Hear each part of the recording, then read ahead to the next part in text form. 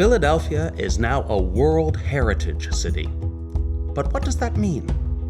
Simply, and most technically, it means that first, Philadelphia has a World Heritage Site, a site which meets the standard established by the United Nations Educational, Scientific, and Cultural Organization, UNESCO, for that designation. Since 1979, Independence Hall has been inscribed on the roster of UNESCO World Heritage Sites. Second, it means that, with that credential in hand, we have applied for and been admitted to membership in the Organization of World Heritage Cities. That happened at the Meeting of World Heritage Cities in Arequipa, Peru in November 2015, making us the first city in the United States to earn that distinction. That's important. Although accepting our own international significance may not come readily to us Philadelphians, it's time for us to stand up and say, that's us. And that's really what this project is about. It's as much about us recognizing what we are as it is about winning the recognition of others. Hi, I'm David Brownlee. I teach architectural history at the University of Pennsylvania. I think the case for Philadelphia to be a World Heritage City is as simple as this. There is no other place on Earth where one can see more clearly the tangible evidence of globally important human ideas and globally transformative human accomplishments. And although what happened at Independence Hall in the last quarter of the 18th century appropriately makes it the starting point for our World Heritage credentials, Philadelphia has something to celebrate in every era of our history and every corner of our region and every part of our multicultural community. This broader significance is already formally recognized. In addition to Independence Hall, 66 other Philadelphia buildings and 40 from the surrounding suburban counties are National Historic Landmarks, the highest American recognition. Philadelphia's accomplishments have not been easily achieved, and our history is full of experiments, failed as well as successful, and marked by strife. But our ideas and our idealism have prevailed. It's also important to remember that our heritage is not a thing of the distant past or just a list of handsome old buildings. We admire and protect those physical reminders because of what the people who lived in them and made them did and thought, and the past in which that happened ended just a moment ago. In this film, we'll look into that relevant living heritage and at the drama that Philadelphians have enacted on the world stage throughout our history. This film will be divided into 5 acts with an interlude. To begin at the beginning, Philadelphia's founding in the 17th century was one of the boldest and most fully realized expressions of the Enlightenment. And starting at ground level, our 1683 grid plan bespeaks the rationalism of that era and of our founder, William Penn. The plan seems so ordinary, and it is, of course, still so much a part of our daily lives that we're usually blind to its internationally important revolutionary character. Penn's plan swept away, as nowhere else, the physical disorder of the largely medieval cities that he and his colonists had known in Europe. Cities plagued by disease and literally incendiary, as proven by the fiery destruction of London in 1666. Philadelphia's physical innovation served and emblematized an even more important social and political revolution. The multi-steepled 18th century city that rose and still rises on Penn's plan embodied a rational philosophy that left no room for religious prejudices, and his city's tolerance for diverse thinking of all kinds provided the setting for the subsequent invention of modern democracy.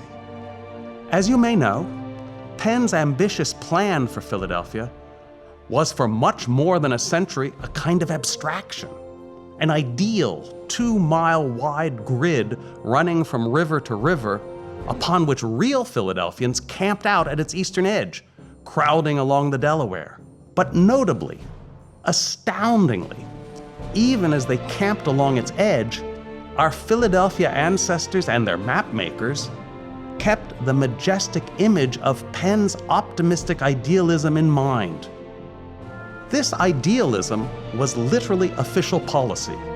In 1789, in the post-revolutionary rechartering of Philadelphia, Philadelphians placed an image of the city that they believed in, but which they did not yet inhabit, on the city's official seal. In short, late 18th and early 19th century Philadelphia was a city of ideas, which came to be known as the Athens of America. A clearly planned city where, in the same idealistic spirit in which the city was conceived, the blueprint of a new nation was drafted in 1776. That design work occurred in Independence Hall, and there was also written the American Diagram of Good Government, the Constitution of 1789. In addition, in those same decades, Philadelphia was the birthplace of the American movements to abolish slavery and to reform prisons. Those are among the greatest achievements of our species and the most impactful ideas in human history. In the streets of this city of ideas walked people, the first truly modern people, who by converting these ideas into deeds accomplished what no one but tyrants had been able to do before. They managed to change for themselves the conditions in which they lived. And it wasn't just ideas about the reordering of society that were born in Philadelphia. This capital of the new American Republic was also a leading international center of the arts and sciences. In the first important New World Museum, created in Philadelphia by Charles Wilson Peale, all of human knowledge was assembled encyclopedically. And the various branches of knowledge were served separately in a host of Philadelphia's path-breaking institutions. The nation's first hospital, the Pennsylvania Hospital, its first secular university, Penn, the Library Company, the American Philosophical Society, the Pennsylvania Academy of the Fine Arts, the Academy of Natural Sciences, and the Franklin Institute, whose name reminds us of Benjamin Franklin, the Philadelphian who epitomizes this era, who joined in founding most of these institutions, and whose brain could manage to do in one place what his many foundations did separately. But Philadelphia was not only an environment in which new ideas were hatched. It was also where they were tested. The rational orderliness of Benjamin Henry Latrobe's boldly experimental steam-powered water system, the first such system in the world, with its pump house located with geometric perfection in Center Square, proved too feeble to pump water to the entire city. And so it was replaced by a water-driven pumping station that sent water to Fairmount, where gravity could do the work of distributing it to the city. And the boldest architectural experiment conducted by this culture of life-changing ideas, Eastern State Penitentiary, which is probably the most copied building ever made, offers another salutary warning of the limitations of that kind of theorizing. Its ideal geometry was designed to operationalize the optimistic idea that criminality was a product of external corruptions, and that the innate goodness and rationality of criminals would win out if the corruptions were kept away, through keeping them in solitary confinement. Even in this city of unbounded idealism, this did not turn out to be true. But lessons can be learned. The Constitution, drafted in Philadelphia, was found to need amendments, and the first 10 of them, the Bill of Rights, were adopted while the US government resided here in the 1790s. Philadelphia's ability to invent and then reinvent itself, keeping idealism alive while grappling with reality, makes our story all the more potent and distinctive. This is, after all, the home of both the coolly rational grid plan and the curved, mustard-spiced pretzel. And much of Philadelphia was developed literally off the grid, away from what is wrongly thought of as our only historic district. For this is a city of neighborhoods, although we never seem to be able to agree exactly how many there are or what their boundaries may be. The ethnically and topographically diverse profusion of neighborhoods began at the beginning. In the so-called liberties to the north and the south of the grid, and most distinctively in Germantown, where Penn encouraged German Quakers to settle when the colony was born. Here, there are all the features of our noblest Philadelphia mythologizing. A battle against the British fought in 1777 and reenacted, it seems, every year since. And a bevy of stately 18th century houses where important things happened. James Logan managed Penn's colony from Stenton, and President Washington governed the new republic from the Deschler Morris House when the government fled from downtown during the yellow fever epidemic of 1793. But Germantown's story, like all of Philadelphia's, is more complex than it seems at first. The Battle of Germantown was an American defeat, and Logan, Washington, and Benjamin Chew, who lived at Cliveden, had enslaved servants. Of course, we went on to win the war, and Germantown Quakers had been among the first in America to petition against slavery back in the 17th century, and their houses, notably the Johnson House, operated as stations of the Underground Railway in the 19th century. Germantown's more complicated than expected history also includes industrialization, because the German weavers established along its creeks Philadelphia's first large factories. Expanded in the 19th century, that industrialization attracted Philadelphia's first railroad. It connected Center City to Germantown and the other early industrial center in Manayunk, where the oldest railroad station in the United States still stands at Shawmut. With railroads also came suburbanization. Second Empire houses in the 1870s, and Queen Anne shops on Germantown Avenue in the 1890s. A vital part of this history of Germantown and Philadelphia is continuous and continuing social change.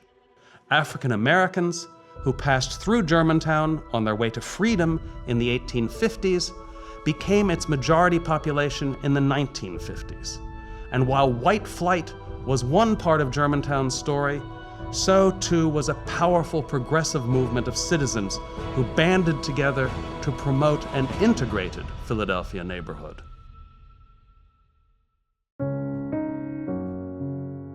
Our city of neighborhoods was largely defined in the 19th century, when it grew gigantically, from 81,000 people in 1800 to 1.3 million in 1900, 16 times larger.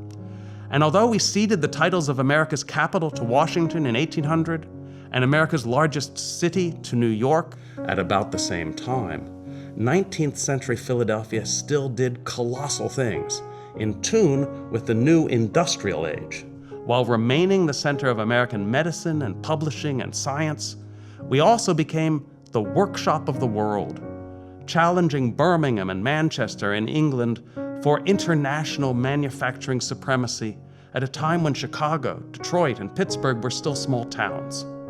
We made almost everything, but the flag bearers were in heavy industry, supremely railway engines, led by Baldwin Locomotive Works, which got up steam in 1831, and iron ships, the Navy Yard, created in 1801, Cramp's Shipyard, which was launched in 1831. This mighty city provided the materiel with which the Civil War was won, even as we had provided the ideas of equality and national unity for which the war was fought.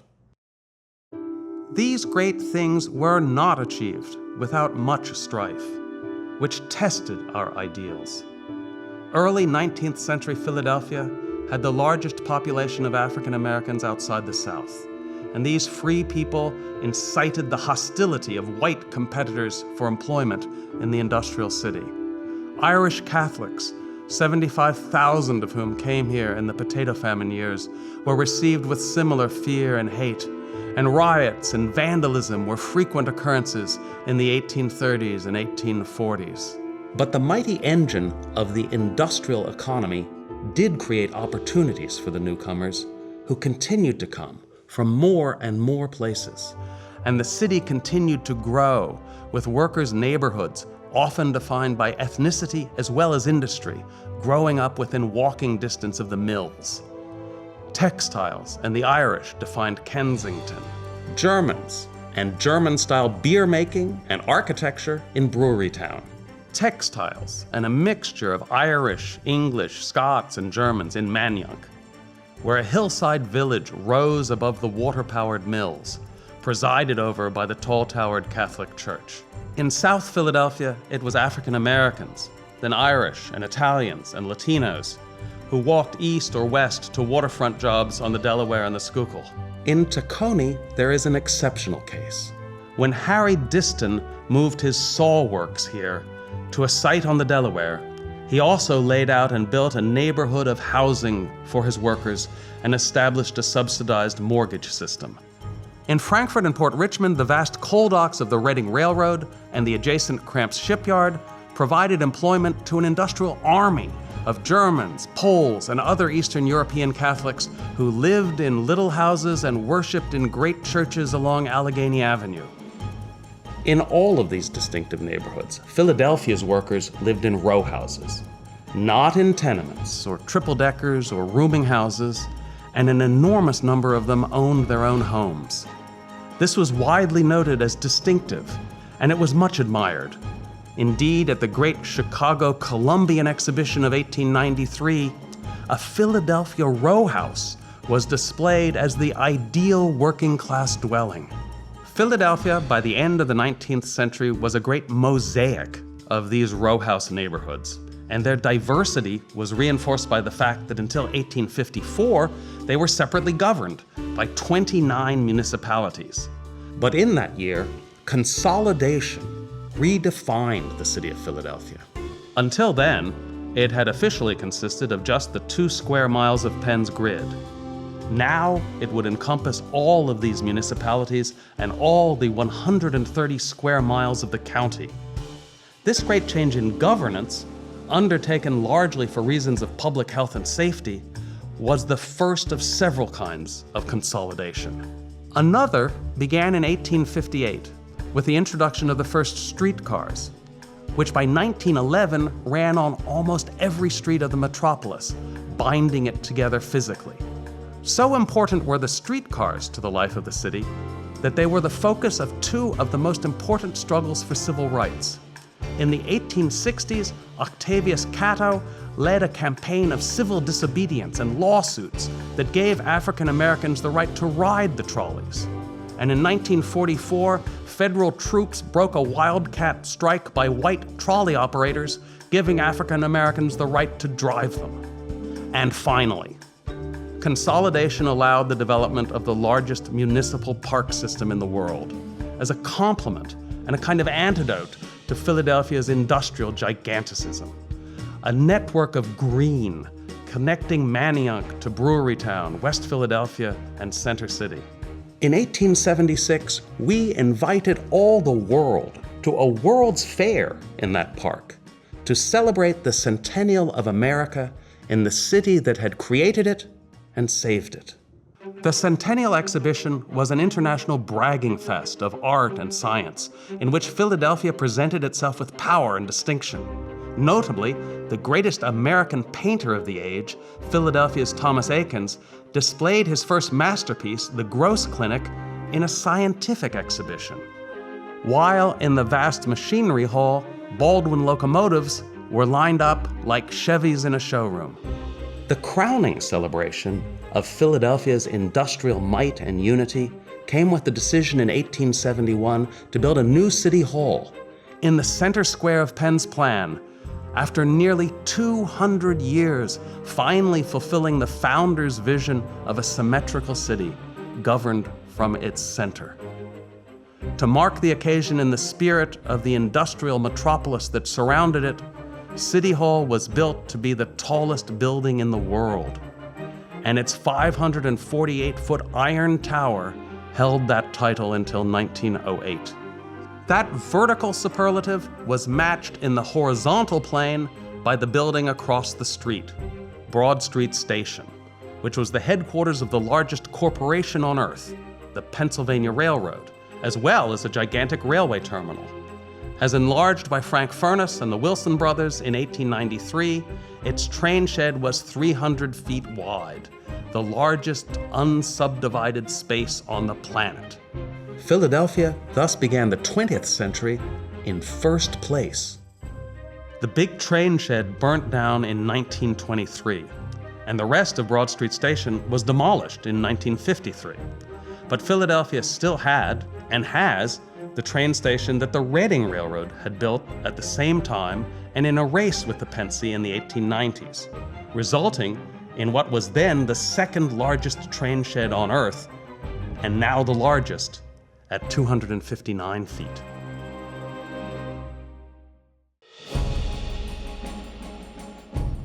With astonishing foresight, even as we were marking these triumphs, this great workshop city was already planning for a post-industrial future. The city that had at last filled in Penn's grid, pushed industrial neighborhoods outward along the railroads and streetcar lines to fill the county, and which built the tallest building on Earth at its center, where Broad and Market Streets intersected in a crescendo of monuments of railroading, industry, and commerce, that city now proposed to add to those two axes a third axis, the Benjamin Franklin Parkway. It was conceived in the late 19th century, and starting in 1907, a still quite new industrial neighborhood of housing and factories, some 1,600 real estate parcels, was demolished to make way for it. The roadway opened in 1918, and it was then quite slowly populated with new buildings. Throughout this long period, the parkway was thought and rethought several times, even while it was being made, most splendidly but not definitively by Jacques Grébert. Other architects made important contributions too.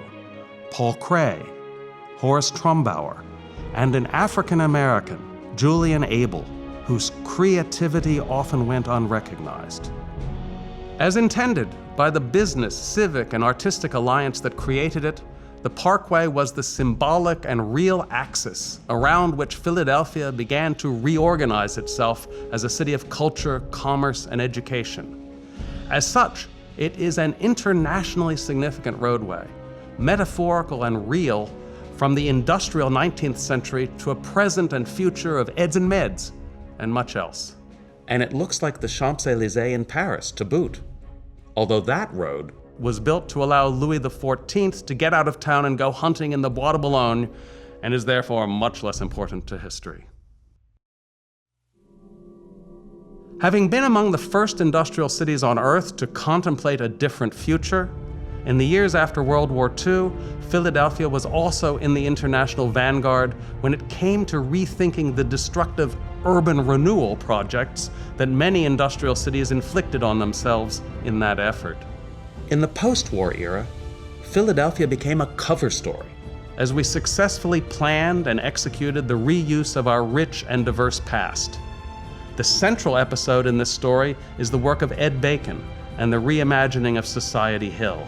Bacon and his collaborators first presented their ideas for a transformed city, a better Philadelphia, in 1947, with a motorized model that prefigured the demolition of much and the dislocation of many, as occurred elsewhere. But the dockside neighborhood that is now Society Hill was transformed with a plan that preserved and restored more than 500 houses from the colonial and early federal periods, augmenting them with new buildings, like Society Hill Towers, that asked to be considered as modern landmarks. Nowhere else on Earth can one so completely immerse oneself in the Enlightenment world, where and when humans learned to change everything, something we've continued to do. Sadly, our great Victorian monuments of commerce and industry, even the works of Frank Furness, were not sufficiently appreciated at that time to be preserved. More recently, more happily, we have moved to preserve the great landmarks of our workshop of the world era. The Reading Terminal, its trains moved underground, but its market intact, has become the front door of the Pennsylvania Convention Center. The Art Museum, that was built as part of the Centennial Exhibition in Fairmount Park, has been reborn as the Please Touch Museum. And the restored shipyard buildings of the mighty Navy Yard are the centerpiece of the creative mixed-use reconceptualization of that huge property. In every season of its history, Philadelphia has made its mark on the world, and the markings of its greatness are still everywhere to be seen. That's been the basis of the case for Philadelphia to become a World Heritage City, starting from Independence Hall, and then moving outward in time and space and through all of our cultural diversity. Of course, not enough people around the world and even in Philadelphia know this about our city. We owe it to them and to ourselves to share the inspiring story of what we've done. We've earned the title of World Heritage City. Now, the challenge is what to do next. I'm David Brownlee. Thanks for watching.